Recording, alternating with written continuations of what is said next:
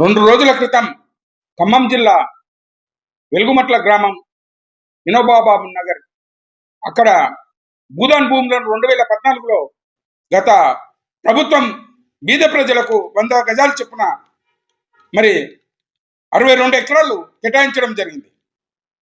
స్పష్టంగా వాళ్ళు 10 సంవత్సరాల నుంచి అక్కడ చిన్న గుడిసెలు చిన్న చిన్న ఇళ్ళు కట్టుకొని ఉన్నారు. దాంట్లో హైకోర్టు కూడా స్పష్టంగా 2023లో WP నెంబర్ 2172 ఆఫ్ 23 నాడు ఈ భూములలో not to interfere with physical peaceful position అని చెప్పి ఆర్డర్ కూడా ఇచ్చింది.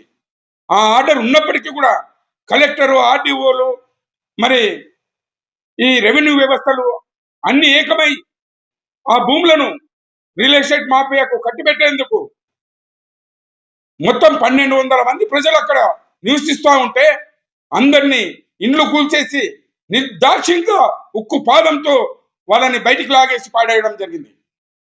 మరి ఆ సందర్భంలో ఫస్ట్ కట్టుకునేటప్పుడు పర్మిషన్లు ఇచ్చిండ్రు, కానీ ఈరోజు రియల్ ఎస్టేట్ మాఫియా ఎంటర్ అయ్యి దానికి మంత్రులు కూడా తోడుగా ఉండి ఇది వ్యవస్థ అంతా నడిపించిండ్రు.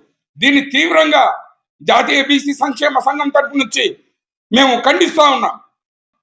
అక్కడ నష్టపోయినటువంటి ప్రతి కుటుంబానికి 50 లక్షల రూపాయల నష్టపరిహారం చెల్లించాలని, అదేవిధంగా పక్కన వేరే భూములు కూడా కేటాయించాలని డిమాండ్ చేస్తా ఉన్నాం. మరి ఆ రోజు కూల్చే సందర్భంలో మరి రెవెన్యూ అధికారులు చెప్తున్నారు మీకు ఆల్టర్నేట్ గా వేరే కేటాయిస్తామని. ఎలా కేటాయిస్తారు మీరు? ముందు వాళ్ళకి వేరే కేటాయించిన తర్వాత అది కూల్చాల్సింది. ఇది దుర్మార్గమైన చర్య. ఈ కాంగ్రెస్ ప్రభుత్వం ఈ రోజు ఈ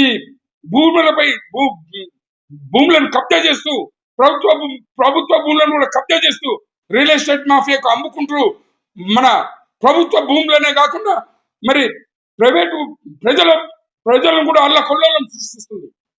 దీన్ని తీవ్రంగా ఖండిస్తున్నాం.